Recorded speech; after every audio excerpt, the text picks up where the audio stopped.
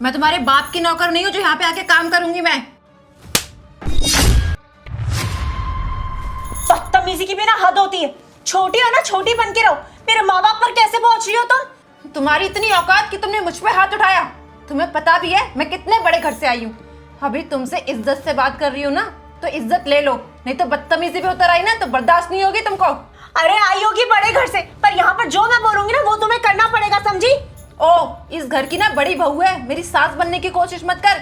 मुझे अच्छे से पता है मुझे क्या करना चाहिए क्या नहीं करना चाहिए। और तू कौन होती मुझे सिखाने वाली कि मैं इस घर का काम करूं? मैंने अपने घर में काम नहीं किया तो मैं यहाँ पे क्या खाक करूंगी? इस घर की बहू हो ना तो करना तो पड़ेगा, अगर नहीं करना तो अपने घर जाओ। मुझ पर ज्यादा जाती करने की ना कोई जरूरत नहीं है। अगर इस घर में ऐसे ही चलता रहा ना तो मैं एक काम करूंगी, जतिन से कह के इस घर का बंटवारा करवा दूंगी। तब तुम अलग रहना, मैं अलग रहूंगी। कम से कम सुकून से तो रहूंगी। दिन भर तुम्हारे ताने तो नहीं सुनने पड़ेगे और ना तुम्हारी मनुष्य शकल देखनी पड़ेगी मुझको। तुम यही तो चाहती हो, इस घर में आई इसलिए हो ना कि हम सबको अलग करवा दो। ठीक है तो फिर जाओ करवा ले बंटवारा। अर्पिता, तुम अंदर चलो रूम में। पर मैंने एक बार कहा ना तुम अंदर चलो।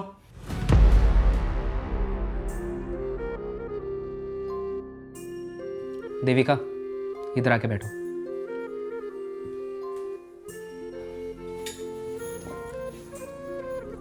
देखो देविका, मैं मानता हूँ इस वक्त तुम्हें बहुत बुरा लग रहा है, क्योंकि भाभी ने तुम्हें बहुत सुनाया है और तो और तुम्हें थप्पड़ भी मार दिया है। लेकिन मैं सच बता रहा हूँ तुम्हें, भाभी जैसी दिखती है ना वैसी है नहीं। भाभी बहुत अच्छी हैं और वो तुम्हारा बहुत ख्याल रखती हैं। तुम्हें अपना समझती हैं इसलिए डांटती है तुम्हारी गलतियों पर, और इसीलिए उन्होंने तुम्हें थप्पड़ भी मार दिया, क्योंकि वो हक जताती हैं।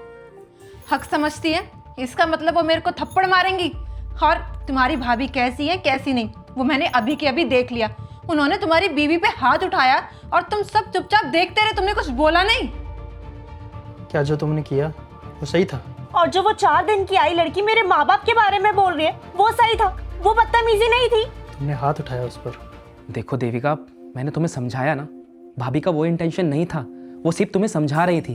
और बात रही गलती की, तो गलती तो तुम्हारी थी, और तुम्हारी गलती सिर्फ इतनी थी क्योंकि तुम भाभी से बहस कर रही थी। अरे वो तुमसे बड़ी थी, अगर वो कुछ कह रही थी तो सुन लेती, चुप रहती। लेकिन तुम उन्हें बराबर जवाब दे रही थी। बस इतनी सी गलती थी तुम्हारी, और यही मैं समझा रहा हूँ तुम्हें। और इसमें भाभी की कोई गलती नहीं है। भाभी ने जो भी किया है ना, हमारी भलाई के लिए ही किया है। तुमने यही सब कह के ना अपनी भाभी को अपने सिर चढ़ा रखा है, और मैंने किसी को भी इतना हक नहीं दिया कि वो मुझे थप्पड़ मारे। और हाँ, मैं अपने बाप का घर इसलिए नहीं छोड़ के आई थी कि मुझे यहाँ पर आके काम करना पड़े। मेरी जब मर्जी होगी मैं इस घर में काम करूंगी। कोई मुझे फोर्स नहीं कर सकता काम करने के लिए। नौकरानी नहीं हूँ मैं इस घर की। देविका, बात काम करने की या ना करने की है ही नहीं, बात है इज्जत की, जो तुमने उनकी नहीं की। और मैं अपने भैया भाभी की बहुत इज्जत करता हूँ, क्योंकि मेरे माँ बाप के जाने के बाद उन्होंने ही मुझे बड़ा किया है, पढ़ाया लिखाया, मुझे इस काबिल बनाया कि मैं तुमसे शादी कर सकूँ। और तुमसे शादी करते वक्त ना मेरी भाभी ने ही तुम्हें पसंद किया था, पता भी है तुम्हें।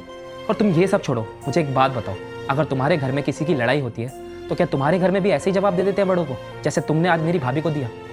नहीं ना। और मेरा ना आखिरी फैसला सिर्फ इतना ही है कि तुम चुपचाप से जाकर भाभी से माफ़ी मांग लो, क्योंकि गलती तुम्हारी थी। तुम क्या चाहती हो अर्पिता? इस घर में फूट पड़े, हम दोनों भाइयों में झगड़े हों? मेरी वजह से हो रहा है? नहीं तो मुझे ये बताओ, मेरी वजह से हो रही है ये सब चीजें?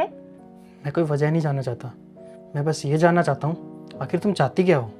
क्योंकि अगर ऐसा होता रहा ना तो दिन दूर नहीं जब हम दोनों भाई अलग हो जाएंगे। तुम्हें लगता है कि ये सब होना चाहिए? मैं ऐसा नहीं चाहती हूँ, लेकिन वो मुझसे बदतमीजी से बात करती है। छोटी है ना वो मुझसे।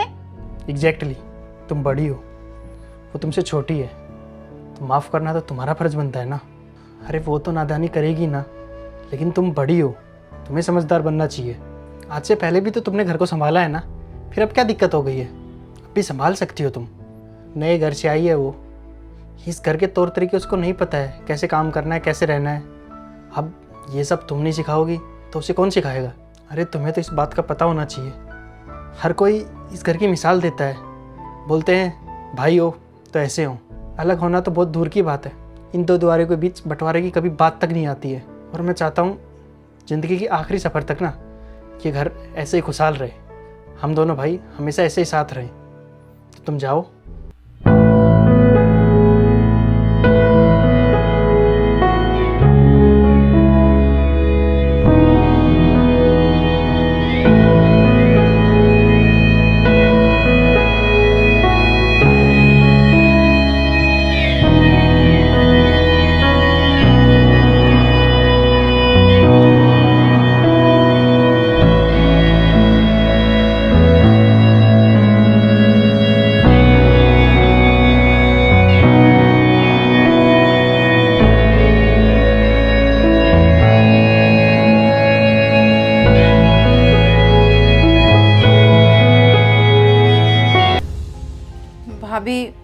आप ही के पास आ रही थी।